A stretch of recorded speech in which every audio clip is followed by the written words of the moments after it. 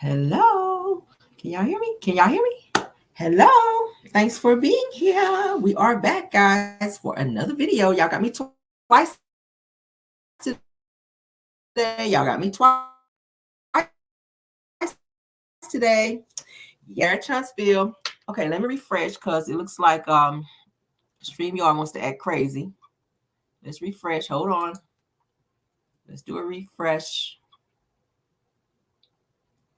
Let's do a refresh.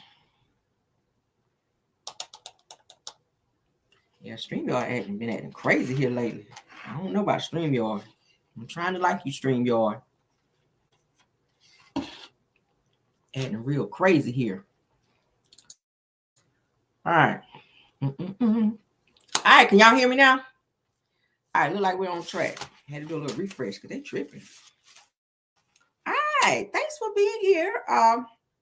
Everything said in the video is alleged in my opinion, okay, and is used for fair use and entertainment. Listen to me, I can't even talk. Sound like Tisha. Get out of here, spirit of thick tongue. Ciao. All right. Everything said in the video is alleged in my opinion and is used for fair use and entertainment, okay? This is the Love and Marriage Huntsville review for season 6, episode 26, okay? Yes, yes, and yes. Let me put my phone up, guys. Yes, yes, yes. All right, let's go ahead and get started. The episode begins with it picks up where Stormy, Kiki, and Tiffany. All right, StreamYard, with Stormy, Kiki, and Tiffany. Latency, guys, when I'm talking, I want to make sure everybody can hear me. Is there any type of latency on your end? Okay. All right. So Tiffany brought baby Ace with her honey wrapped in the little swat to protect her honey from Kiki putting them hands on her. Okay. StreamYard, really?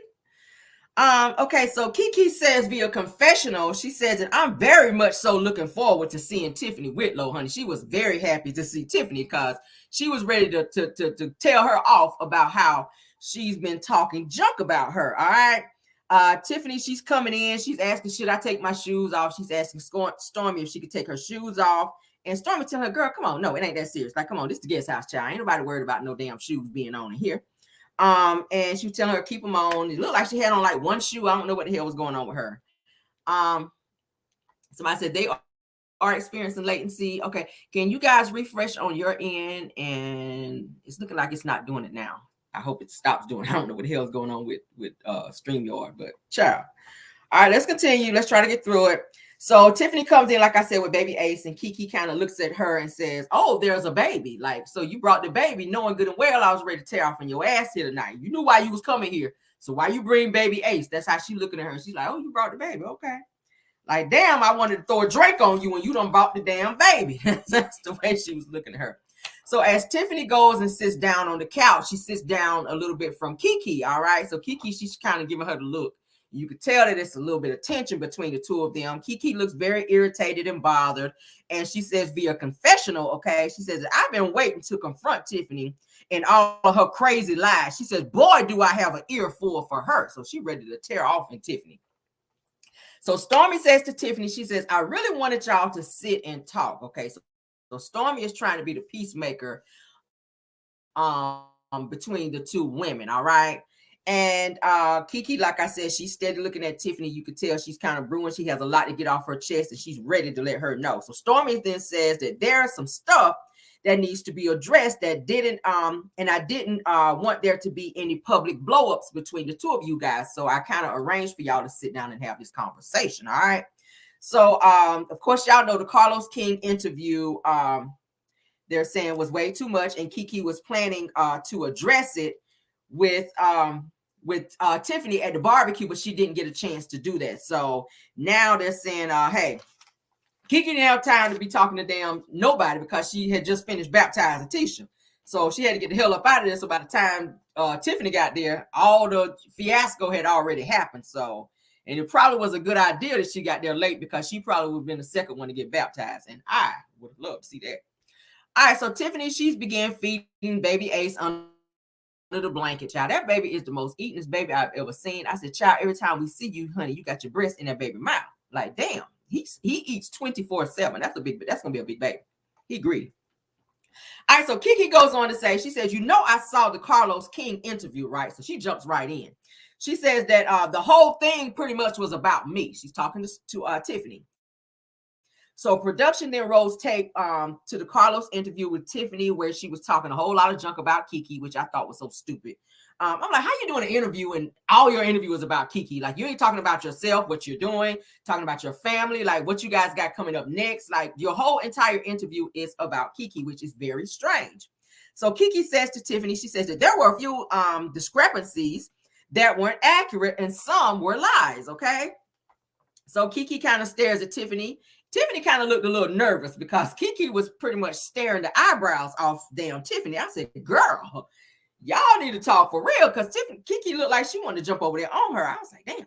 So Tiffany then says, looking nervous, of course, she says that via confessional, she says that I'm here to just listen with an open mind and to be ready to reflect, okay, and receive and be the receiver of messages that come my way. And I was like, you mean you want to receive some hands and reflect on your ass whooping, honey, that might be on the way? Because that's what it's giving, okay, with that damn Kiki. She's so unpredictable. You don't never know, honey, when she gonna fly off on you.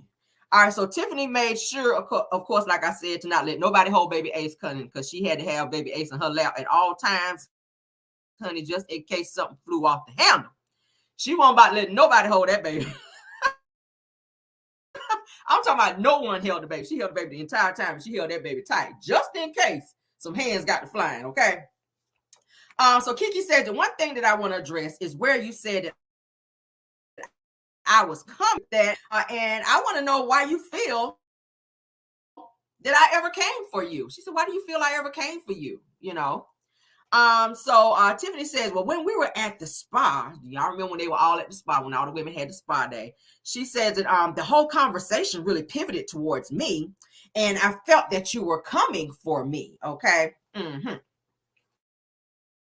And of course, production rolls tape back showing when all the girls were at the spa day and the conversation that took place, and where Kiki was, Tiffany was finally Tiffany came out and was saying some stuff about Kiki, and she was saying that that she was Mel's friend, but she wasn't acting like she was Mel's friend, and just like she was doing with Tisha, who was supposed to be her family. So Tiffany pretty much was inserting herself in something that had nothing to do with her, and that upset Kiki. So Kiki tells her, but you don't even know what you're talking about, okay? So Kiki then explains, she says that Tisha explained to Kiki that Tiffany had a conversation with her bashing Kiki, saying that Kiki wasn't a good cousin, and Tiffany didn't want to get to know Kiki, or she didn't trust Kiki, okay? So Tiffany then says that I don't think that was bashing you. She said it was, if a person treats you that way, then they will do me the same way, okay? She says, so there's no reason for me to go, or there's no reason for me to try to get to know you knowing that that's how you are, okay? So Kiki says, but do you know what all she's done to me? Talking about Tisha. So Tiffany says, no. So then Kiki says, yeah, you have no idea. Trust me, you don't even know. She says, you have no freaking idea. So she kind of pissed off at this point. She says, you have no freaking idea. And how do you think that it's fair to me? She says, it's things that you know nothing about that you continue to speak on. All right. So Tiffany is looking at her like a child being scolded. Whenever Kiki is talking to her, she's looking like she about to get a whooping or something. I was like, damn, Kiki got her shook. So Kiki continues by saying that if you did know, she says, I guarantee you wouldn't have made that statement. She says, don't judge me based on my relationship with Tisha because you don't know me, okay? So then Stormy says, I feel like Tiffany likes to be shady, but she don't like confrontation, and I totally agree with that. Tiffany don't like confrontation. Anytime you confront her about something, she plays the who me game. She tries to act like she don't know what you're talking about. She tries to do the whole victim thing, like you're wrong and in terms of how you're coming at her, and she takes no accountability for it. And that's how she was trying to act here. And I was just like, girl, you never should have said anything because it had nothing to do with you. Tisha and Kiki are going to always be family. Whether they get along or not, it's not your place to jump in the middle and try to fix anything with them. They've been falling out and making up and breaking up since they were children. So ain't nothing you going to say in any moment that's going to fix nothing besides make it worse. Okay? I'm just saying, stay out of people's business like that, Tiffany. All right, so Kiki goes into confessional. She says that Ace is Tiffany's bodyguard. All right. So Stormy then says she confirms that Ace is serving as Tiffany's bodyguard the way she was holding the baby so tight. So Kiki says that I never wanted a beef to be between us. She just stuns me, especially when you told Mel. I don't know why this thing is doing that. She says, it just stuns me, especially when you told Mel that I don't know if Kiki's a good person, okay? She says that, if this is somebody that I would want in our circle. She said that you were saying things to try to make me look bad, and I didn't like that, okay? So Tiffany then says that I don't think that it was to make you look bad. She says that I'm tired of people, always asking me questions about me and Kiki. So you know how to shut that down. Just say, I'm not talking about that. Like, don't ask me anything about me and Kiki. Me and Kiki's issues are me and Kiki's issues. That's how you shut that down, okay? Instead of jumping in and saying crazy wild shit. And then it gets back to Kiki and she ready to knock your damn head off. She says, why does it have to be a thing? She says, it's because everyone else has made it a thing. Once again, playing victim. Nobody else made it anything because, like I said before, you didn't have to say anything about Kiki or her damn business. It's so crazy. So Kiki then said that I was under the impression that we were in stages of developing something, or at least, like a friendship or whatever. So Tiffany says that I've never had a friend like that. She says that's kind of foreign to me. She says, why would I want to have a new friend that lives like that? Meaning like throwing drinks on people and snapping off like Kiki be doing it, being real rah-rah.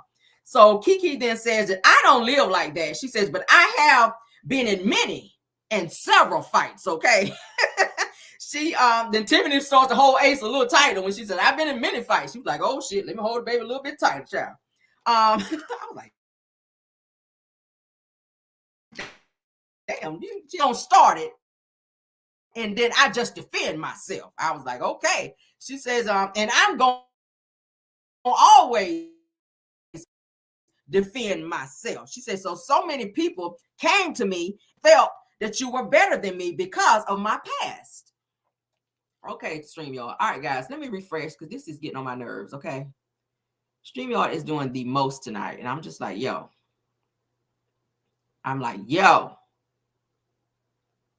Oh. My God. All right, let's do it.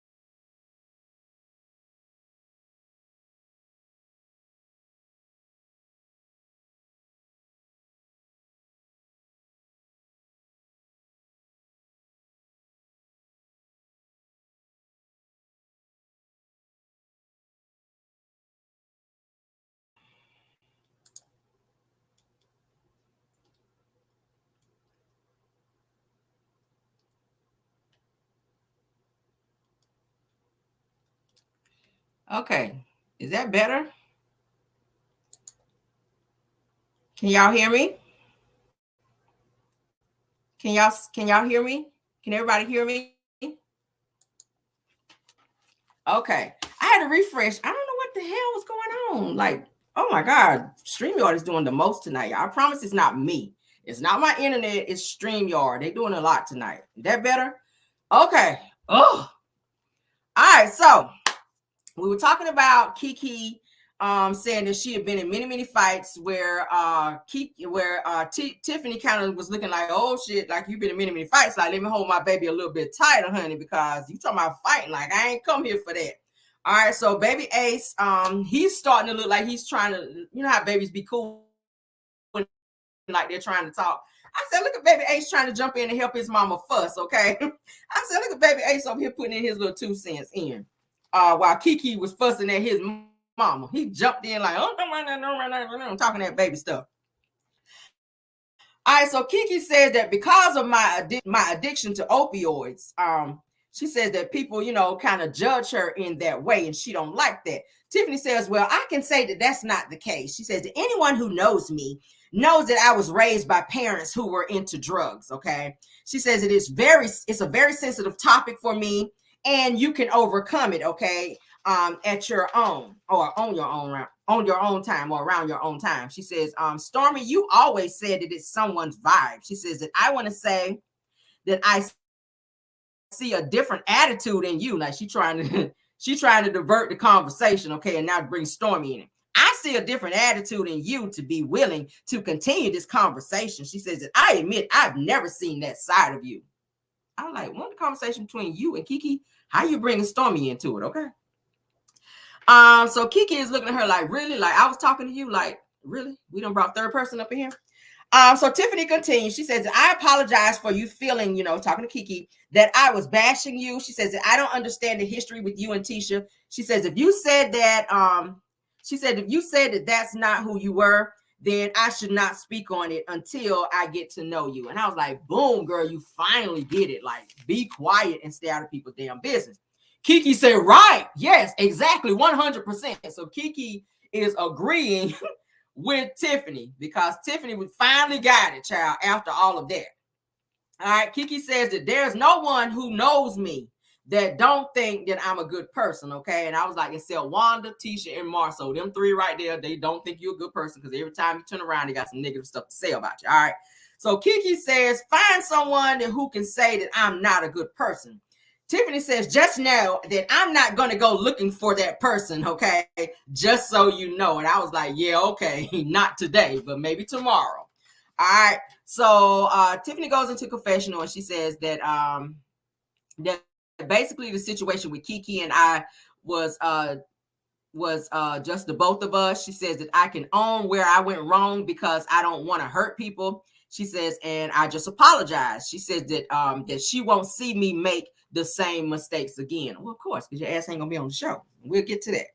So Kiki then says to Tiffany, she says, I'm glad that we had a chance to talk, okay, and get this out. She said, because I don't want the friction or the drama between us. All right.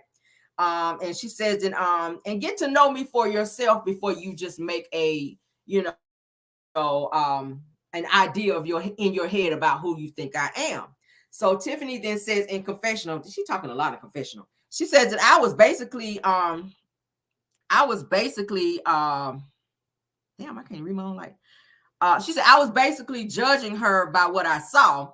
She says I just want to get this over with so that I can go home and cuddle with my baby. So she done clocked out. She's like, look, I done said I'm sorry. I'm ready to go now. I really don't want to keep talking about this shit. Like I got to go. So Stormy then says, oh, this is beautiful.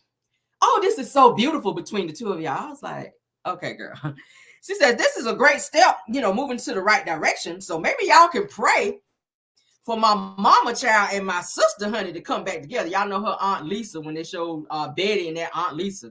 I was like, sis, pit bulls and chihuahuas don't need to be together. Betty is pretty much a pit bull and Aunt Lisa is chihuahua. Them two don't need to be together. And I'm about to say my prayers on that, Stormy, and goodbye. Okay, period. So Stormy says, honey, baby Ace made it all happen with no drama. Okay, so then they kind of play with baby Ace and they're talking to him and that scene ends. All right. Next scene is Martell, Chris Fletcher. They're at Martell's new rental place, child. He finally moved out of Chris Fletcher's house up over there, and Chris was happy as hell. So Chris comes to the door. He sees Martell, honey, looking like damn Martin when Hitman Hearns beat his ass up on the show, all lumped up under them damn shades, honey. Y'all remember Tommy Hitman Hearns on Martin, child, when he was all lumped up, when he lumped up Martin, child, and whipped his ass on there and left him looking crazy. So Martell, like I said, has on these shades because he had some surgery to get the bags, child, removed from up under his eyes because he been staying up all night thinking about mail and worrying about mailing this damn name change ceremony and trying to figure out how he gonna make her life a living hell going forward. Okay, so that's why he had to have surgery. I said, you up on some bullshit when you got to have surgery to move some damn bags from under your eyes because you can't sleep from thinking about somebody 24/7, Martell. Oh my God. Somebody should have punched you in the damn eye. He was looking crazy as hell, walking around there looking like damn Jamie Foxx off Ray. Don't you know no good? I said, damn, he gonna break out singing that shit with them shades on in the damn house. So Chris expresses how happy he is that Martell finally moved out of the house, okay, out of the rental house. Chris says via confessional, he says, my first impression of Martell with these damn shades on was like, did his baby mama or Mel or Sheree hit him in the damn eyes? I was like, yo. So he said he finally has moved out of my damn house after how many months? Okay, this is Chris talking. He says, and it's great for me. He said, my company as well. Now I can go ahead and list the damn house properly, okay? Because the whole time he couldn't list the house because damn Martell ass wouldn't move up out of there. All right, but I got a clip, child. We're gonna play the clip because I need to save my voice a little bit, honey. Hope y'all don't mind, child. Hope y'all don't mind. Give me a chance here to pull this up. Ooh, child. All right. You came by before the dinner and dropped some wine off. Yeah. Yep. And talked to Linnell. Oh my gosh. I was like, where's Chris? Well, I mean, what happened? Because she said it got a little heated. Your wife, she do be disrespecting sometimes.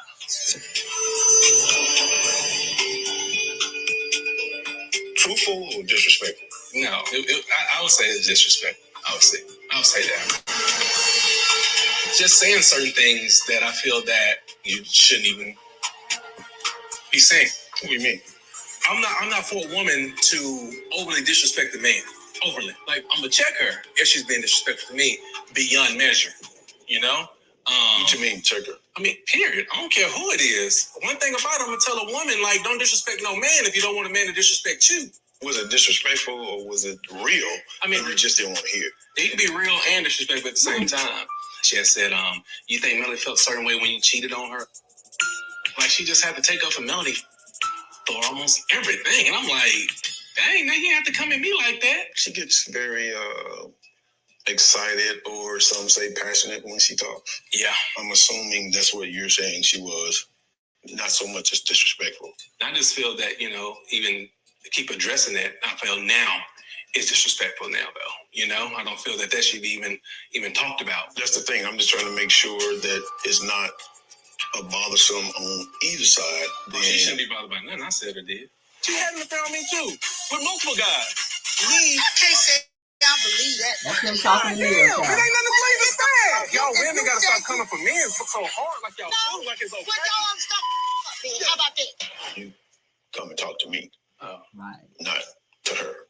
I'm not gonna disrespect y'all wives.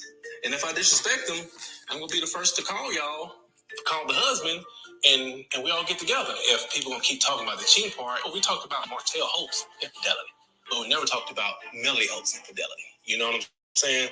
So that's why I gotta stress to Nell. It's like, Nell, don't keep pointing the finger at me. That bothered me. I just got up and I said, I'm about to leave. I felt like it was like a real jab at me, and it was unnecessary too. You keep saying Melody Holt. Okay, yeah, name change. I know Nell. She said she was going. Y'all went over there and poured that. Well, I mean, it was really nice. The ceremony was nice. Y'all picked a side, and that was some bullshit. We ain't pick no side. On this side, Team Hope. On this side, Team Rogers. We still in the middle. Yeah, that's what's up. Hopefully Mel is happy with her new name, Rogers. It's not new. Her changing her name back to Rogers, if that was something great. I'm sorry. That. But yeah, it makes me feel that that's it. Like, the attachment that we had is final. It's almost back to before I met her. So, yeah.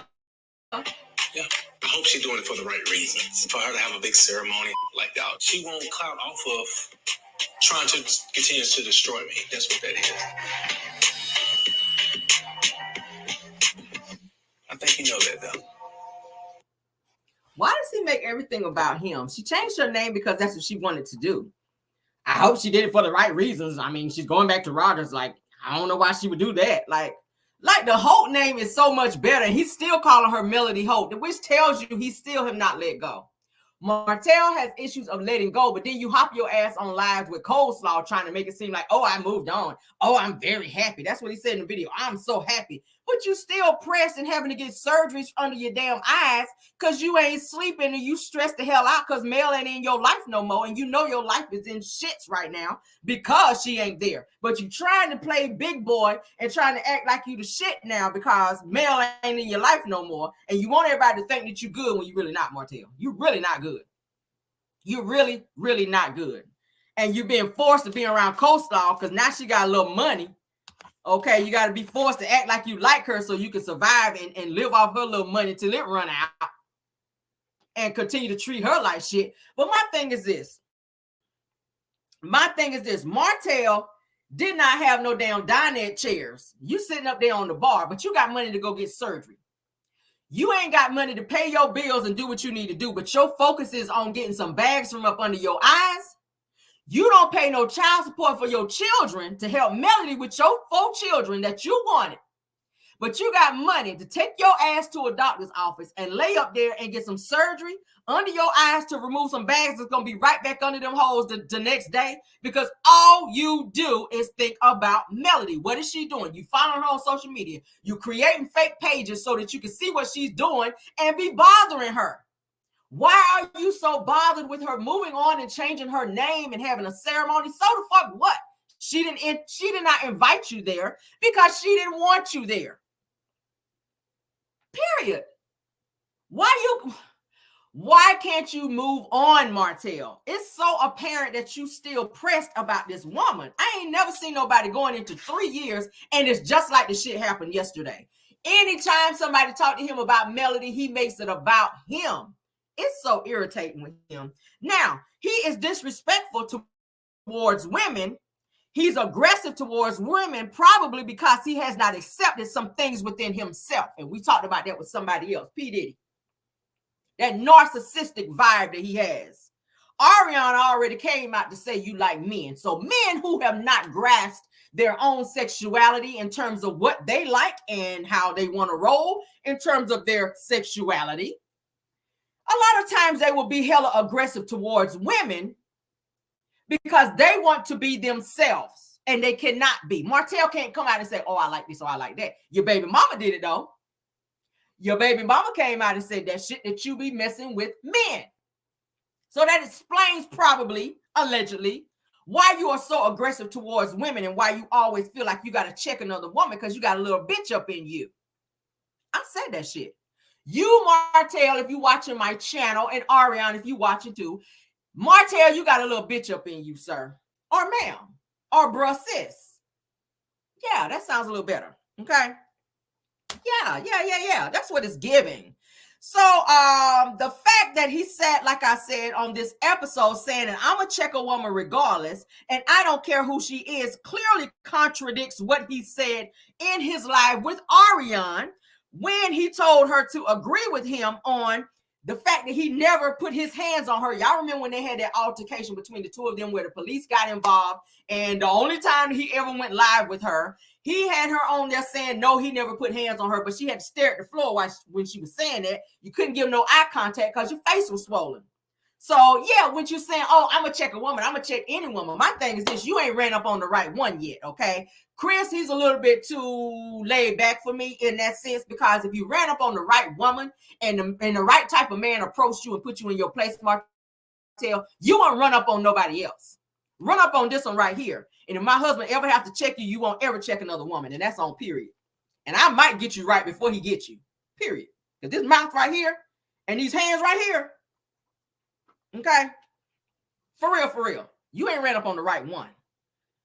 But the fact that you try to make everybody think, oh, I'm not that guy. That's what he kept saying in the video. Oh, I'm not that guy. I'm not that guy that ever to put my hands on a woman. That's just not me. I don't know why people would say that. Nigga, because that's what you are. We've seen that on national television with your ass. Like, you forgot the episode when y'all were in Las Vegas, when you ran up on Melody trying to fight her? It is in you to do it. So, and I know if you do it to Melody, I know you do it to Cold Star because you don't love her. You were in love with Melody. That was your wife. Marceau already said that you are hella aggressive with Ariane. So if and when she say some smart shit, because you know she got a smart mouth, you know you run up in this girl's face, you probably done put paws on her before, regardless. I say allegedly. But I feel like Chris Fletcher need to put some bass in his voice when he talked to Martell, because Martell think he can punk him. And the fact that you say, well, I'm going to always check a woman, when he tell you don't approach my wife in that way. If there's a problem with my wife, come to me. And that's how it's supposed to be. You don't check no woman when she got a man. You don't, I'm gonna say it again, you don't check no woman. That go for any man. You don't run up in no woman's face and check in no woman when you know she got a man. You hit her man up and say, look, man, your woman tripping. You might want to check on that and be like, look, man, you might want to say something to your wife or to your woman, because like it's crazy. Like she stayed talking and popping in so that you can check her, because that's your place to do that and not me. That's what a real man does. But a whole bitch would be out here on this right here in another woman's face, knowing that you have the that little bitch in you to make you want to put your hands on him. And it don't take much for Martell. Any conversation about Melody and the fact that he don't have her no more is a trigger for him. Period. It's a trigger. He still has not accepted the fact that Melody don't want him no more. And the fact that she changed her name was like the final nail in the coffin for him. And he has not accepted that shit. He hasn't accepted the divorce. So the name change is totally out of the question for him. All right. Martell says that I hope Mel is doing the name change for the right reasons. Okay. Says that it was too much to do a whole damn ceremony. That it was just to bother me. Why was it about you again? Again, why do you care, Martell? It's so many other things that you could be doing. That's why your ass need to get a job, because you got too much idle time in your life to where you're so focused on what everybody else is doing and thinking that it's about you. The woman is moving on and trying to better herself and get you out of her system. And the final thing is to get her name changed. She don't want to carry Holt. Holt has a criminal background in everybody in your family. And then to try to downplay her name as Rogers, to say that it whatever that means, it meant everything. Obviously, it means a lot to her because she went back to it. Obviously, Hope means nothing to her because she dropped that shit like a hot potato. And you mad about that. Go somewhere and put on a pad. Go somewhere and put on a pad, Martell, since your cycle is on, out here acting like a little bitch. That's what you're doing. Period. So Martell says that Mel wants to clout chase off of this to try to continue to destroy me. No, nigga, you destroyed yourself because you couldn't keep your little winky wink in your damn pants, your little Vienna. You couldn't keep that Vienna in your pants. You destroyed your life over a side chick who can't keep a fucking job, who ain't have no edges, who's running around here with damn bumps and shit all over her lips. That's what you left your wife for?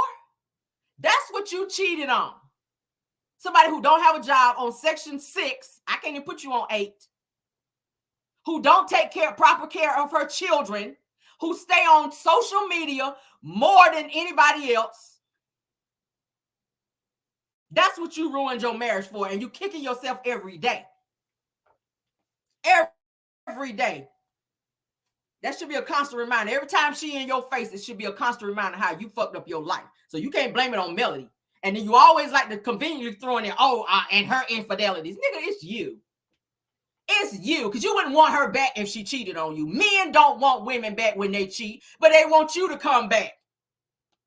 They want you to come, or they want to come back rather. They want to come back when they do all the nasty, grimy shit that they can do. But as soon as your ass step out and they see you with somebody else, or you do your own little thing, it's World War X with their ass. Martell can't get over nothing. When Melody moved out and decided to get her own apartment, I don't consider that cheating. Were they still married? Yes. They decided to take a breather. They decided to be separated. Martell chose to do what he was doing, what you were already doing prior. She moved out and got her an apartment and did what she did. So the hell what? You should have treated her right, and you should have respected her if you wanted your wife. And now that your life is effed up, you can't blame nobody but yourself. She can have as many ceremonies she want to have. I have a fucking ceremony every weekend. I sure would, and I would do it live so your ass can see it, because I know you following me. If I was Melody, I'd be on that. Since you want to be on the clout chasing bullshit, I would do a ceremony every damn weekend. I would go live every weekend and congratulate myself for getting Holt off the end of my name. Just because I know you watching. Psycho. Psycho, he makes everything about him. Chris looks at him like, boy, bye. Okay. Still calling this woman Melody Holt. Boy, goodbye. Let's move on to the next scene because I ain't got no more for him, child. He runs by pressure. Up. Let me bring myself down. Woo. All right. Next scene, honey, is Tisha and Kimmy, honey. They go to the spa, honey, to steam their yonis. I said, Lord.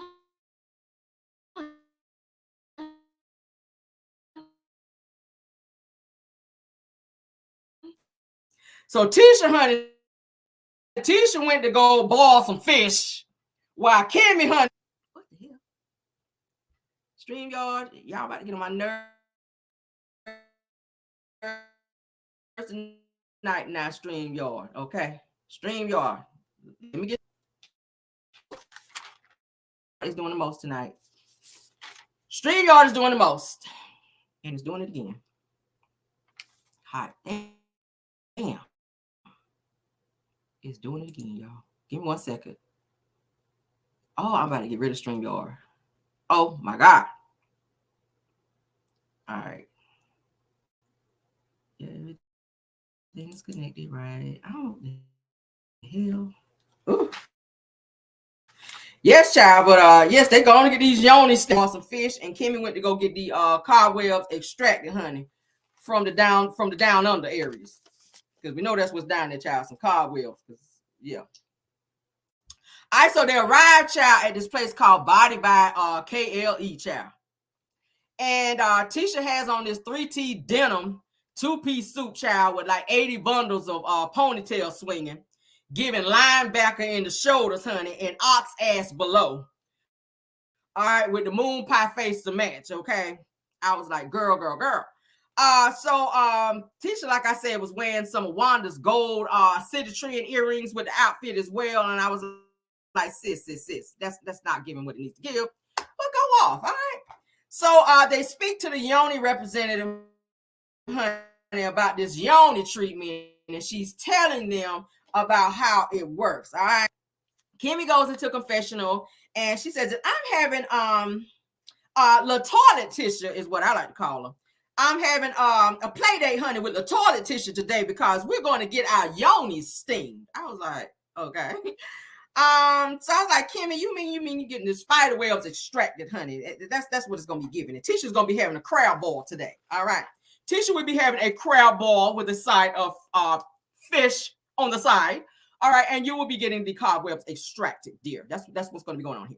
All right, so and I know that room was fishy as hell, y'all. I'm sorry, I don't mean to be too messy, but I know that damn room was fishy as hell, baby. When that steam got to going up in there, I know they had to open the window, honey, up in there or two. I know they had to open a window or two, and they had to pull them damn masks up out of there too to put on while your girl was sitting up in there, child, on the little party with the steamer going, with the crab ball balling up in there.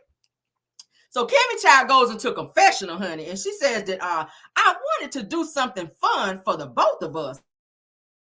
Okay, she says, but low-key kind of helped myself out a little bit, girl. She says, I want to get my libido cracking. And I was like, here we go with this bullshit again. Like, do we care about your damn libido? Libido your ass somewhere and sit down, Kimmy. Like, is that your only storyline this season, girl? Like, is this your only storyline? Is this your only storyline this season, Kimmy, about this damn libido? Like, like, can we talk about something else? Let's talk about Maurice's probation. Like, we know he's on probation, child, until what they say about 2032. Okay, like that's what we can be talking about. Let's talk about the fact that he don't have a job. Let's talk about the fact that you had to take out an $80,000 loan for him and all this other stuff. It's many things that you can talk about that y'all avoiding, but you still throwing this libido bullshit in there. And we just kind of over it. We're over it. But let's move on, child. So the Yoni instructor, child, the Yoni instructor shows them the room that they're going to go in to kind of change. And Tisha kind of paid in and says, oh, this is pretty. I like this. Yes. I was like, and y'all know how she do her mouth. She said, oh, this is nice. Yeah. I don't know why did she do her mouth like that? You look crazy. So the Yoni instructor then explains what they will be doing and that they got to go change first. Okay. And that the steam that they're going to be doing is going to be like 30 minutes. Okay. And I was like, you might want to bump that up till about 45 to maybe like 45 to maybe an hour. Okay. Because it takes longer for crabs to boil and for fish to steam. Like, you got to crank it up a little bit more. You can't just do 30 minutes. You need about 45 to an hour, honey. Because Tisha brought the tilapia, child, and the crabs. And usually a good crab boil going to take about, a good little while to get it cracking and all that. So Tisha says, I wonder, is this similar to after you have a baby and you have to do this at the hospital or whatever? Okay. She said, so the yoni instructor says, yeah, it's kind of similar. Then she explains. So she then shows Tisha and Kimmy the changing rooms for them to go in and change because they got to take everything off down below. So Tisha said, you do with your friends. She said that the whole vagina steam thing is new. And I'm just here to support Kimmy and get her and Maurice back on the same track. And I was like, girl, I know that thing is new to you, baby. Because if you barely take a damn bath around here, I know, honey, I know you ain't out here steaming the yoni, girl. I know from down there, child. So that, yes, girl, we trying to extract the fish pond from down under. All right. So Tisha's in the room, and their sound is so slow, says, what if you think that you pregnant? Can you still do this? Meaning the yoni steam. I was like, Tisha, why you in there changing? Go to put your damn helmet on because your ass sound real slow. Okay, you sound real slow in there, sis. Go to put your helmet on top of them 80 bundles that your ass done strolled up in there in. So the yoni instructor says, no, not if you're early on. Like, you should know that, Tisha. How many kids you got? Damn. So Tisha says, I just been feeling real sick lately. So then she gets this pregnancy test and she goes in the bathroom to take it. Okay, I was just like, hot damn. So the yoni instructor says, like, sure. And she kind of looks at Tisha like, girl, bye. So then Tisha says via confessional that after the Destin trip, she says that I went to Vegas for time with my homegirl. She says, then, D-E-N, I was feeling sick and gaining weight, y'all. She said, I'm not feeling good. Usually that means that that's something baking in the oven. I was like, you mean like Wanda's chitlin dressing that she was making, like baking like that? Because that's probably what you was sick from, Tisha. That chitlin dressing or whatever. That your mama was cooking, that roadkill dressing. That's probably why you're feeling a little sick and a little nauseous, girl. If you was over there eating your mama food, that's probably what it was. You're not pregnant. Because everybody knows that Marceau had a whole vasectomy out here. So how the hell is you pregnant, girl, when your man had a vasectomy out here? Like, what is you, Mother Mary now? You supposed to be Mary out the Bible now? You just run around here just getting pregnant and knocked up child by some type of spirit? So Tisha and the yoni instructor child and Kimmy, they returned in like a little towel. When Kimmy notices the pregnancy test and says, Tisha, I know that ain't no pregnancy test. Like, I know you ain't bring no damn pregnancy test up in here.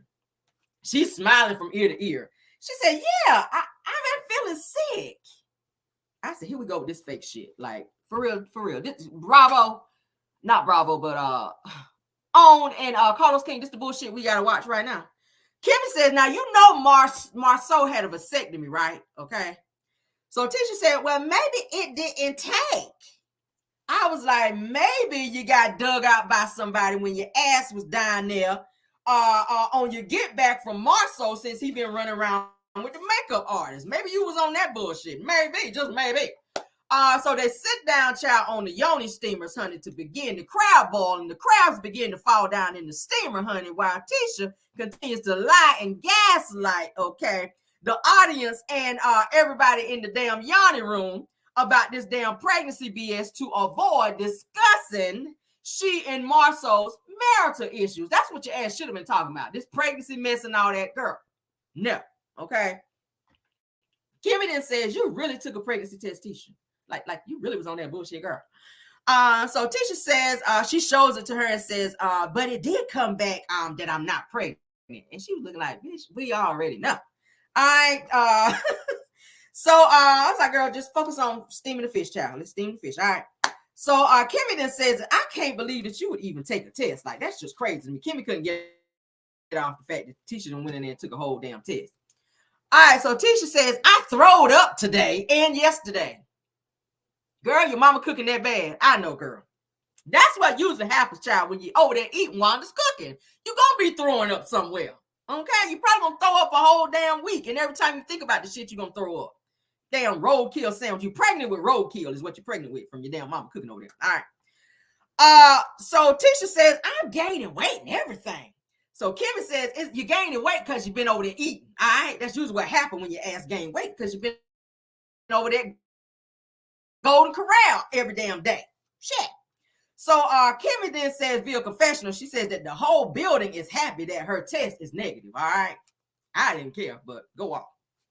So the yoni instructor explains that they will be extra gushy, honey, and etc., honey, after this little yoni steam. She says that if you're not pregnant, then you can get pregnant after the fact. All right. So Tisha then kind of smiles. It's like I don't know, maybe she want to be pregnant. I don't know why.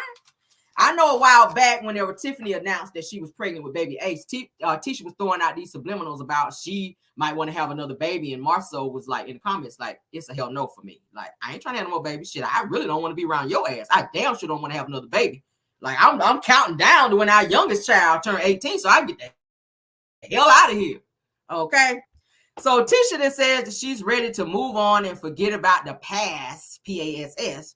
And she's tired of having conversations about Kiki, child. How Kiki name get brought up in this? Whatever. So Tisha says that with you and Mel, that I thought it was going to be about something else. She's talking about the conversation when she, Mel, and Kimmy went to go see Melody's personal trainer, okay, for them to work out or whatever. So that's when she walked out. She didn't want to have the conversation or whatever. So she walked out and she was upset that Mel brought up the conversation about Kiki. So Kimmy says, well, when you left, here she go being messy. Kimmy says, when you left, Mel had some stuff to say about you and your energy being off. See what I'm talking about? Kimmy likes to play peacemaker, but then you get with Tisha and you start shit behind the scenes. And then when Melody comes around, you guys, then it's a mess to where Tisha, who holds on to everything like a child, gonna be sitting there looking like her ass ate a bag of lemons, looking at Mel. Because you done told her some shit that maybe you shouldn't have told her. If she got up and walked her happy ass up out of there mid-conversation, what was said after that, baby, you missed out on it. I ain't catching you up on shit. I ain't telling you shit. I'm not bringing you up to date on nothing because you should have stayed your ass there. You want to know what was said? You should have sat your ass down. The fact that you jumped up because you were scared that Mel was going to bring up something about Marceau and his said at the barbecue. So the fact that you hopped your ass up and left, it screamed everything, okay? Moving on, child. So Tisha says, it's not about her, but we're good, okay? So Tisha also says that it's just so much right now, and I just want to talk to Marceau about going back to being a stay-at-home mom. She says when stuff don't work out, it's just a reason for that, okay? So Kimmy is looking at her like, girl, what? No. Like... What you mean you going back home to be a stay-at-home mom because it's getting too rough for you out here in the real world? Marceau got your head all screwed up. Why the hell would you go get all these damn online degrees if you just gonna take your ass back home and be a beardologist? That's what it's giving. You went to school all these damn years, according to you, to get 3 degrees, a master to be one of them, to be a whole beardologist to Marceau. Maybe Tisha says, maybe it's just something that I'm just not supposed to be doing right now. I was like, girl, bye. You Marceau's beard. And that's what your ass gonna continue to be. He don't want you to be great because he feels like you're gonna be better than him and probably leave his ass. Marceau wants to keep you as low as you can so that you can be depressed and always worried about him, wonder where he is, while you know his ass out doing what he want to do. While you sitting at home doing nothing with your life, steady getting degrees, letting your life pass you by, looking crazy. So Tisha says, oh, I'm gonna get emotional. Then she starts that fake crying bullshit. Oh, I think I'm gonna get emotional now. Okay. Then she starts fake tearing up. And Kimmy starts saying some stuff to her to encourage her. I was just like, girl, save it. She's faking. I can't take Tisha. Oh my God. So Tisha says that I thought when Mila got in school that it would get better, but there's other things going on now. She says that we're renovating our house. We're building our other house. I was like, bullshit, where? Where, girl? Because ain't shit over there but stones and bricks and sticks and trees. Like, ain't no house over there. Y'all ain't started building nothing. So you can stop crying right there. All right. She says that we're actually in the apartment, and the business is kind of picking up and being busy right now. She says, but nothing is organized in my life as it is right now. Okay. And I was like, of course it's not, because your husband has you in a $5 million lawsuit, dumbass. Okay. And you are allowing him to make a mess of the business and you guys' reputation, because everybody and their mama is saying that he owed. So of course your life is in shambles, because your husband, who think he know every damn thing and won't allow you to help him. So yes, he wants you to stay at home while he continues to put you guys in further debt. $5 million, shit, I want to go home too. Yeah, my ass will go home too, lock myself in the closet and sit in there and damn cry. For real, your life is in a big shamble, child. It is.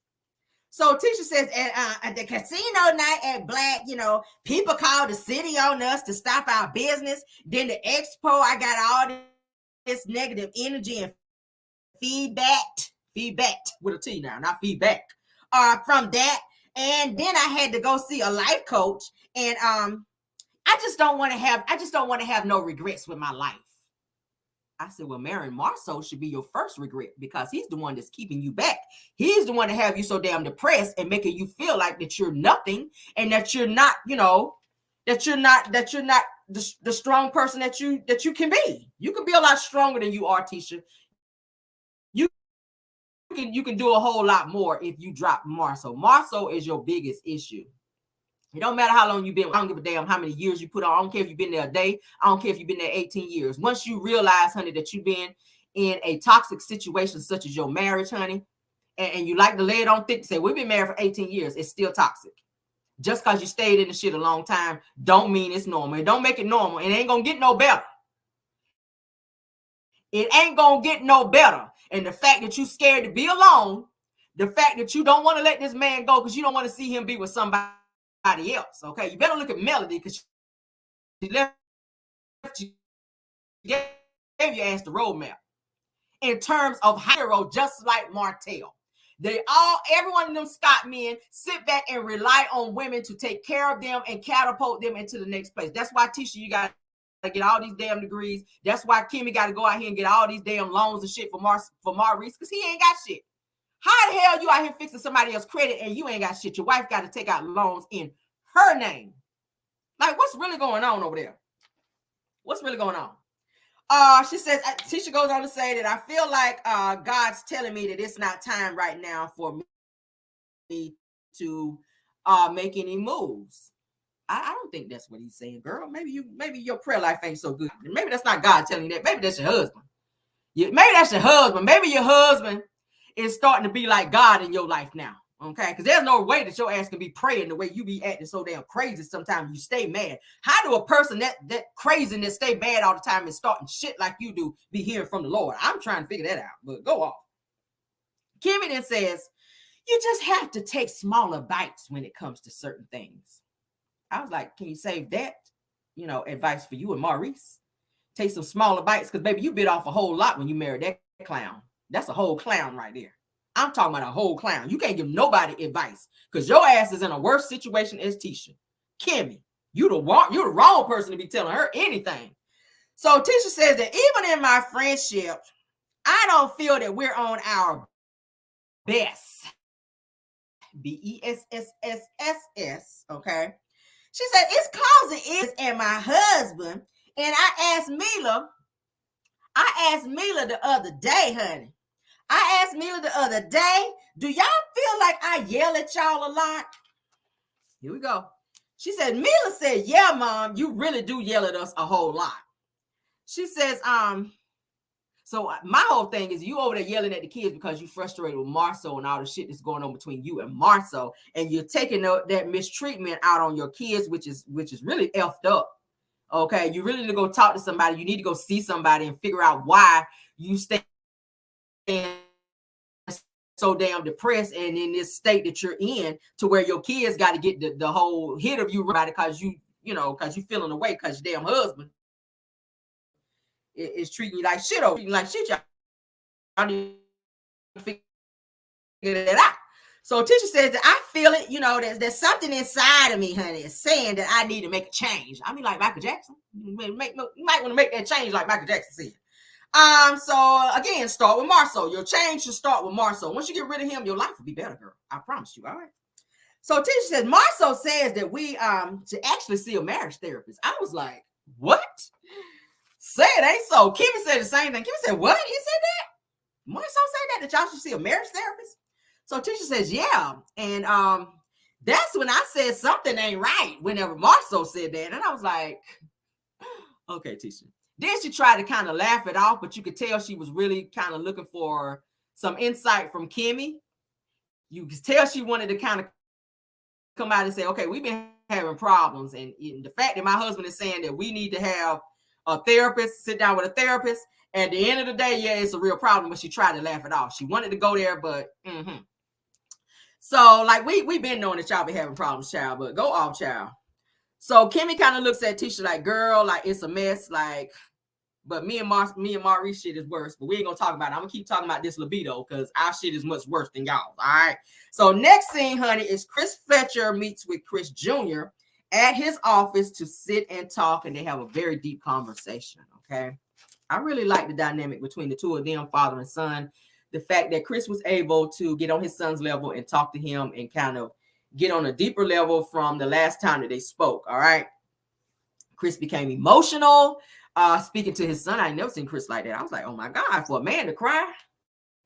I don't care if it's Martell. Martell, you can cry all day. That shit don't move me. But somebody like Chris Fletcher, who's a stand-up guy, who loves and cherishes his wife and family. It was something to see him break down, sitting with his youngest son, the one with the dreadlocks, Chris Jr., okay? Chris Jr. seems to relate more to Chris Sr. about his issues, and he's more open, like I said. He's more receptive, and Chris really loves his son, and he really wants the best for him.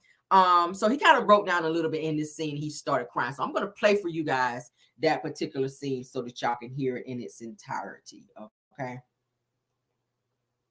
Yeah, it was very emotional. I said, wow. All right, so here we go. The dinner, it's a family dinner, so where you been? That was a lot going on there. Yeah, there was a lot. Folks arguing, storming out. Yeah, Lexi kind of went left. Yeah, real quick. Time passes by. She comes back, apologized. How do you feel about the dinner besides Lexi overall? There was a lot of bullshit brought up. What do you mean? I want my dog back. You got locked up. Again, you didn't even pay me for that. You want your damn dogs back? I have helped Chris with hiring you and, let you come in. I didn't get paid my last check. What about all the time you just sit your ass out back? Everybody get mad at each other as far as who what, who doing this. Everybody or just you, Lane? I want to say just me and Lazy, mama too. Because I still want my damn dogs. But you understand why she still has the dog. Y'all see, that's the same. If I wouldn't have got locked up, then obviously I feel like I still would have hit the dogs. That's what the conversation not going over. But because of the consequences of what did happen, we had to go and get the dog. And then bailing you out of jail, your mama just felt like, I just need to keep him until he gives me my money back. You got to understand, as a man, there's got to be a more maturity level there for you. When was the last time you talked to her? At the dinner. You don't think that's a problem? You haven't talked to your mom and you don't think that's a problem? I ain't speak to nobody since the dinner. But why, Chris? That's part of the dinner, trying to bring everybody together to be a family, and it always seems like you leave yourself out or you're missing. You're not around. I don't know. Sometimes I just feel like if I stay to myself and a lot of stuff that I do, I ain't gotta worry about people. Just so many opinions or saying I'm not doing something right. Ain't nothing wrong with taking criticism, but I realized being around the family a lot, it's a lot of it. I mean, of course, we love each other. I love y'all, but I got a lot. I be trying to get my life together, and it be a lot when everybody got all these opinions. Do you feel like, do you feel like we were picking on you, or? I wouldn't say picking, but it's a lot of pointing the finger. Me, what I did, or something like that, or that's why I just, like I told you, I be to myself. Me, Mom got a problem with me. Of course, Kiki and Kayla already think I'm crazy or got issues. Do you not see something that we as a family may see in you, that there's something that maybe we need to help Chris with? Or I just feel like we all got issues. And we do. I feel like we do. Nobody's perfect, but that's what family is for. You're supposed to come together, discuss these issues to try to help each other out. So what is your help? What is your savior? What is your go-to? Because you don't come around us for it. A lot of times I go to the yo by myself at like about 2 o'clock in the morning, about 3 o'clock in the morning, and some solo, just to get my mind off stuff. How do you get up at 2 or 3 o'clock in the morning and go out there by yourself? Almost every weekend. I don't really sleep. That's one thing too. I don't sleep. I hardly sleep. Feel like, to me, it just feel like I always got to be on the go. Like I always got to keep doing something. My mind be rambling, trying to do everything at once. Things that you're telling me right now, you're all over the place, and it doesn't sound healthy at all. For me, from what I hear, it puts in my mind, in my thought process, of depression. That actually scares me.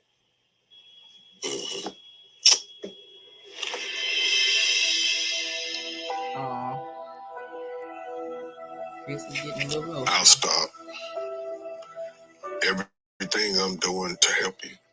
Aww.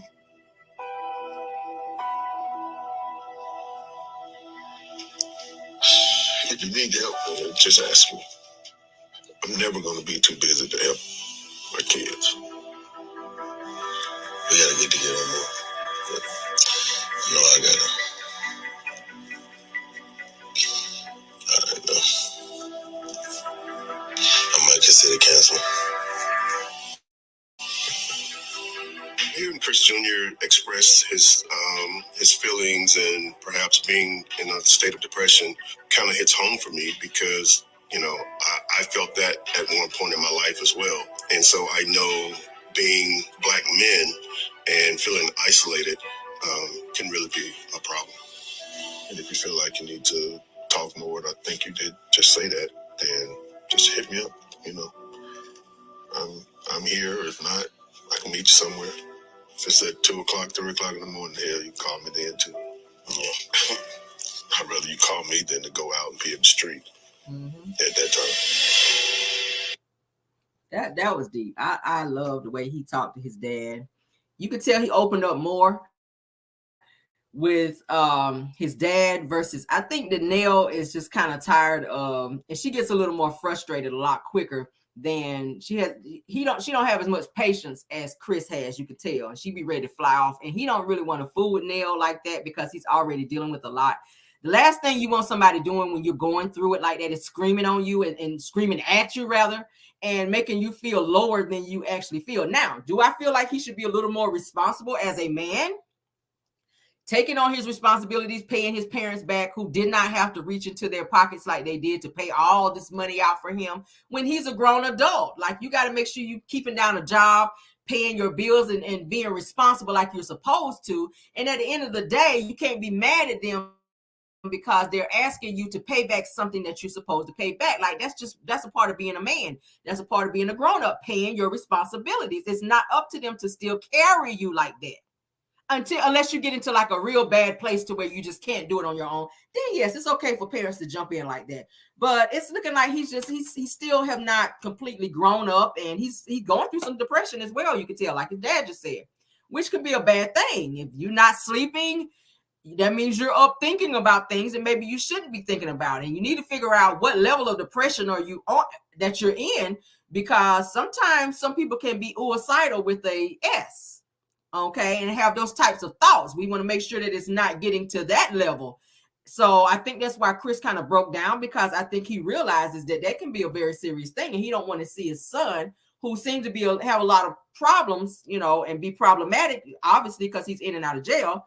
He don't want to see him go down the wrong path. He loves his son, but when your kids get a certain age, you can only tell them and just hope that they hear what you're saying to them and that they take heed to the lessons that you taught them growing up. A lot of kids, they hear you, and it takes them some time hitting that wall a few times before they get it, but you don't want to keep seeing them hit that wall as a parent, because it feels like your hands are tied.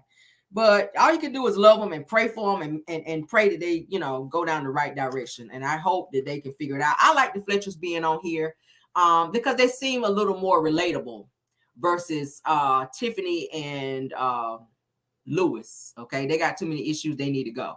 But I love the Fletchers being on here because they are very, very relatable for this show. It's about family. Tisha and them, they can go. If y'all not gonna open up like that, we want to see some real stuff like that with Chris and Nell and their family. I absolutely love it. Keep them.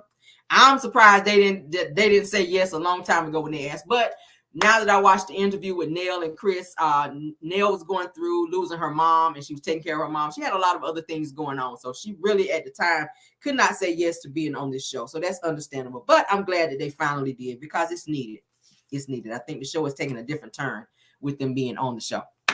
Let's move on to the next scene. Next scene is Tiffany and the ghost of Lewis. That's what I got to call him, because we ain't really seen his ass this season, child. It's crazy. So Tiffany and the ghost of Lewis, honey, is at home with baby Ace, and they sit down to discuss life and where they are now, and how not so happy they are in their life with everything that's going on. I think that Tiffany is dealing with some type of depression as well. And I think she's come to the realization, she realizes that, and I'm not saying that the baby is a mistake. I feel like she knows that she made a mistake by pushing past what her husband told her that was not a great idea in terms of having another baby right now, because he wanted to have that time with her. He wanted to be able to work and be able to pick up and go when they were ready to go. But now that you have a little baby, you got to pack a bag. You're constantly nursing. Like, maybe he want to nurse on you, but shit, he can't do that, because baby eats around the clock. He wants to have that one-on-one time with you. So now it's kind of putting a wedge a little bit in between there, and he loves the baby, but I think he has some regrets. Okay, y'all know how it is when you start all the way over. Her kids are teenagers. Tiffany's kids are teenagers, so the fact that she started all the way over with this baby, and her husband told her over and over and over, like, it's not a good idea. It's not a good idea. The ghost of Lewis, honey. Yes, that's what we got to call him, because we haven't seen him but like one time. We saw him one time, and then when he was there, his ass was clocked out while she was talking to him. He was like looking over at the nearest bird in the damn tree. He was like this while she was talking. He just clocked out. He won't listen to a damn thing she was saying. But I feel that they know that the Fletchers are pretty much coming in and probably gonna be taking their damn spot, and that they are the fan favorite on the show, because everybody's been saying that they want to see the Whitlows fired from the damn show. They've been saying that seasons ago, about 2 seasons ago, they've been saying they want to see them up off the show, because they don't bring anything. They have too many marital issues. They have too many other deep, dark issues that they need to focus on. Lewis, he's not feeling the whole filming anymore. He don't want to be on the show anymore, because he is they're on their last string in terms of trying to fix their marriage and their life, because it doesn't look like they're gonna make it if they don't get off the show. Tiffany, it's like she's been trying to hold it down and film for the both of them, but it's not working. It's not relatable. Everybody notices that Lewis is not there when you film, which makes people still kind of cringe and ask questions like, what is going on? Why is Lewis not there? Why? Everybody's asking why this, why that. So it's time for them to get off the show. I think the Fletchers can take on what needs to be taken on in terms of, keeping this show going. But let's go ahead, and I have the clip for them as well, because I like to say my voice is starting to feel a little scratchy, y'all. So forgive me for all the clips, but here we go. Since having Ace, my life has turned upside down. It's a lot mentally, on top of business, on top of we have a 17-year-old, we're about to have a 16-year-old, we're trying to buy a car, and Ace is still dependent on the nipple. So it's not it's not fun. It's not what I could have ever planned for. It's not what I thought it was going to be. These are some of the things that we kind of talked about with saying, let's get pregnant, let's have a baby. I mean, I know it was all cool and funny games beforehand. Adding a new baby to our lives definitely makes a change. And that's one thing that we experienced on the fly. Through those flows, the ebbs and flows. We're here now. We are enjoying it. There's no question about it. We love our baby boy. We're thankful for the blessing that we have been blessed with, but it has been a journey, no question. I didn't have postpartum depression after David. When you kept saying that, I didn't know what you were talking about. Like, that's not me. I can't have that. Yeah, because you try to deny it, babe. I mean, you try to deny it to the point to where I'm going to deny it to where it's not real. I feel like I'm going to deny it because I have like a business to run, a family to run, and like a lot of responsibilities. I know you never stop. You always keep going. You're going to act like nothing's wrong. And internally, it's a whirlwind. It's one thing to wake up in the morning and just be like, okay, I'm sad. My thoughts are sadder than usual. I feel like I'm not worthy. I physically don't feel attractive. Mentally, I'm all over the place. And then have to verbalize that. You have to get your makeup done at 4:30, 5 o'clock in the morning because I have a whole day of work in the middle. And then we film at night. Sometimes we're filming at like 9 o'clock at night. The baby's with us. So it's like, it's hard. And then when you think about the expectations of the people who are watching the show, it's like some people expect for you to bring drama, and when you refuse and when you're not, oh, you should fire these people should not be married, he's going to leave his wife, he's going to cheat on her, didn't you just hear that your wife's a cheater? The mean things that people say. So I know, I mean, we got a glimpse of that initially when we first came on the show, and that was one level of it. One of the dark sides of social media is people really try to take you down. A lot of people have petitioned for you to be fired. A lot of people have labeled you messy, trifling, rude. How are you handling that? We're talking about hundreds of thousands of people. I was surprised I didn't jump off a bridge. And I feel like when you got this round of it, it was definitely much more severe. I know things are uneasy, but it shouldn't be because of a show. It shouldn't be because of reality TV. And I feel like ultimately we have to truly ask ourselves,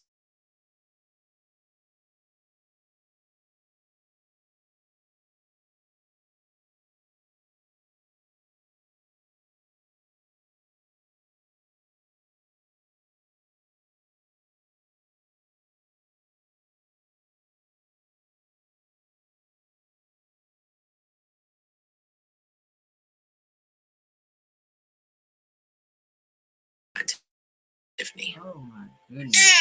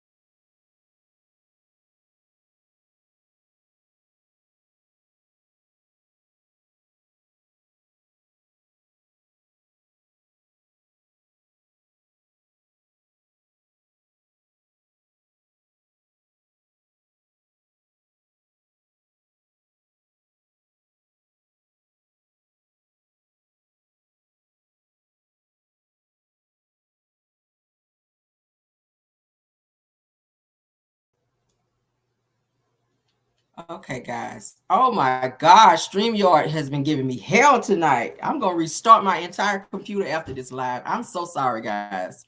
Let's continue. Jesus. I am definitely sad to leave, but I don't know how long it will take for me to find Tiffany. But they are leaving. You getting a little hungry, buddy? Whoa. Hi. Hey. I just appreciate your dedication to our family. I mean, you're steadfast. Like, I want my mental sanity. My family comes first, and I appreciate you for that. For me, I just want to feel like myself. I don't know what makes sense.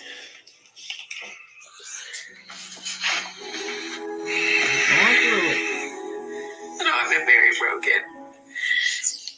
I just want to feel like Tiffany. I think the scariest part is to think that just a few months ago you were a person, and now you literally can't find that person. It's really. I'm glad you're being honest. Because I know you have been, and I know you hold a lot in. I know you do.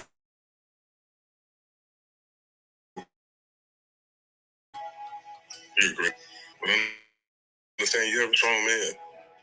It's also my job to protect you and this family. And I always do that. Okay? I know things will be said, babe. I know the truth. I know your heart. And I know the woman I married. I married her for a reason. I love you too, baby. I'm gonna go feed the baby. Counting windows. Yes, goodbye for them, child. From outside. That's it. That's it. But that's the end of the actual episode, child. I think they know goodbye. So that everybody will know that that's going to be them stepping back from the show, which is something that I totally respect, so that they can get their marriage back on track, and so that they can do what they need to do to make things better for them. Tiffany needs to seek some type of counseling, because it's looking like she's going through some depression, and she's feeling like she's not enough, and she's overwhelmed with this whole baby situation as well. Lewis, he says he loves her. You can tell he loves her. I think that he's just not as happy as he thought things were going to be with this baby situation, and probably other things that we don't even know about that's going on in their marriage as well. So I hope that they figure it out and that they can fix it and be a stronger couple and stay married, child. Because I mean, damn. And Tiffany, you need to listen. You need to listen to your husband more. Listen to your husband. You guys cannot be one if you choose to make all the decisions and he's telling you what he wants from you and you don't listen. Like, you can't be that way. This would be, if you lose this marriage with Lewis, what is this going to be, like her third marriage if it don't work out? You want to be divorced again and be on your fourth marriage after this don't work with Lewis. Like, at the end of the day, listen to your husband. If he's talking to you and he's being sincere about his feelings and what he thinks is best for the two of you guys, listen to him and take it to heart, and you guys come and meet in the middle and then make a decision. That whole going ahead and having a baby situation and the way she kind of like pushed it like that, I think he went along with it because he knew she was not going to let it go. But I don't think they're 100% happy that they backtracked and had this baby. She just said one of their kids is 16, the other one is 17. That's a big leap from going from 17 to now a 6-month-old baby. Like, girl,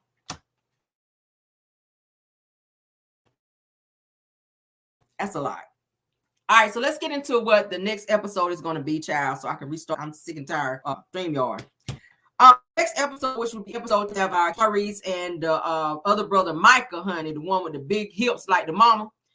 They're going to be meeting up at Kimmy's office. Kimmy is meeting with them to let them know some stuff that she wants done and upgraded in the office. She needs some pictures hung up, so she's asking Maurice to hang those up for her rather. Maurice tells her to make him a list. That way he don't have to keep getting bossed around. But I'm like, don't you boss everybody else around the way you boss Kimmy around? And you don't want nobody telling you nothing. Typical Scott brother, okay? He's constantly be bossing her around, but as soon as she asks him to hang a picture and do this, it's all of a sudden make a list so that you don't have to keep telling me and making me feel like you bossing me around. I was just like, nigga, you don't work and you don't do nothing else. That's the least you can do is hang a damn picture. So Kimmy says that I wanted a husband who was very handy. I said, girl, he is handy with other women. The way you let him be out till 5 o'clock in the morning. Okay. He is on probation till 2036. All right. So Stormy actually talks to Tisha if Marceau went on the trip to Vegas with her. And Tisha said no. She said that Marceau went on a bachelor's trip to Colombia. I said, what? Now, this is the same Marceau that did not want to go on the family trip with Tisha and the rest of them child for his daughter's birthday in Florida. They took the child to Florida. I know last episode was when Tisha was telling me so about trips. Like, what? We're gonna be gone for 5 days? I can't be gone that long. I got stuff to do. Now all of a sudden you got time to be out here running with the fellas on this bachelor's trip, honey, where you know you're gonna be out here doing God knows what, okay, in damn Colombia. That sounds weird to me. You don't have time to hang with family, but you got time to be on a bachelor's trip. And T that shit. He threw up every excuse as now he could not go on a family trip, but you got time to be going on other stuff. Okay, Marceau. Stormy says, now that's like a whole brothel place. You do know that, right, Tisha? So Tisha standing there looking stupid, like, for real, is it? And Stormy looked at her like, girl, you is an idiot. So next is Mel, Tisha, and Kimmy. They're going to meet up at this little spot that they chose. When Kimmy tells Melody, she says that she saw the name change ceremony on social media, okay? So Kimmy says, I wasn't sure, was it an invitation for the community? Melody says, no, okay? So Tisha kind of looks at Mel like, with that attitude, y'all know that she has. So Kimmy says, well, I would have thought that all of us would have been there. She says that my phone didn't click. I said, yeah, your phone didn't ring either because Melody didn't have no intentions of inviting your ass. At the end of the day, y'all were in favor of Martell doing the shit that he was doing. Y'all were happy that he was with Sheree. Y'all was even talking junk about Mel and their divorce. And the fact that Melody left Martell. Y'all was saying, oh, Martell is a good man. Yeah, like you were praising Martell, knowing that he went out here and cheated on this woman and had a whole side baby, Kimmy. So why would Melody have you there around her to celebrate a moment of getting away from him when you done sat there and say, oh, he's such a great man? Girl, bye. No, you were not going to be there.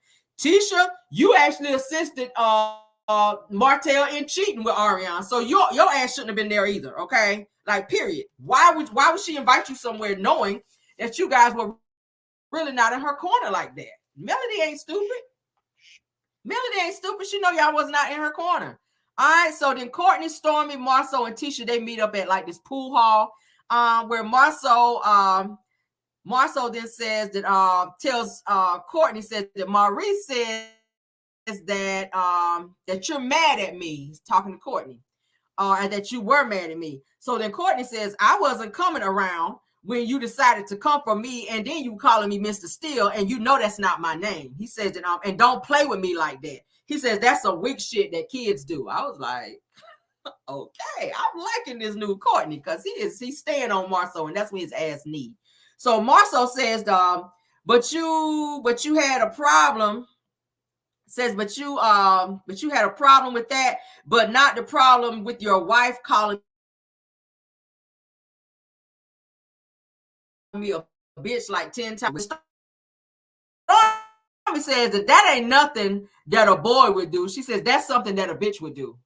So here we go. So Tisha once again is standing there watching Stormy call her husband a bitch yet again. She does not say anything. She don't say, hey girl, look, like, we done had this conversation before. Like, I know you and your feelings, but please don't call my husband a bitch. Like, we already had this discussion before. Don't go there. Do not keep continuing to call my husband a bitch. Like ain't no woman gonna be in my presence and there's some type of argument going on with there's two men that's going back and forth. If my husband's going back and forth with some guy and a female call my husband a bitch, I'm gonna have to check that. Like, I'm sorry. I'm gonna say something.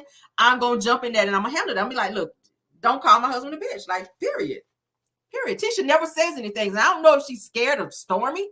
I don't know if Stormy got her shook or if Stormy got something on her that Tisha just kind of sits back and clam up anytime the B word comes out, to where Stormy's calling her husband the B word. It just flies out so natural with her. And Tisha just kind of stand back like, well, you kind of are, bitch. Like she wants to say that, but she don't. It's weird. But at this point, yeah, I think that I think bottom line, I don't think they're gonna ever get along like that, because once you call somebody a bitch like that, Marceau knows what he's doing. He has a lot of bitch moves about him that makes people call him that. Do I agree that a woman need to be calling a man a bitch like that? Maybe. If he acts that way, maybe. But Tisha, the fact that you don't never check Stormy on her calling your husband a bitch, girl, speaks volumes to the type of relationship that you and your husband have. Like, you don't even defend him like that, and that shit be crazy. Now, if Melody would have called Marceau a bitch, I think she probably would have said something. Okay, I think Tisha probably would have got out of her feelings and said something if Melody would have called a bitch. But the simple fact that you said nothing when Stormy did it speaks volumes. All right, but we don't get out of here, guys, because I'm like thoroughly pissed off that StreamYard done effed up my damn video tonight. Like, I hope you guys still hit the like button. I hope you guys still support the video, even though we've had some technical difficulties tonight which were beyond my control. Okay, but thank you guys for joining anyway. I'm gonna have to restart my computer and see what the hell is going on with StreamYard and why it's got my damn video like this. Okay, but thank you, Mod, for doing such a great job.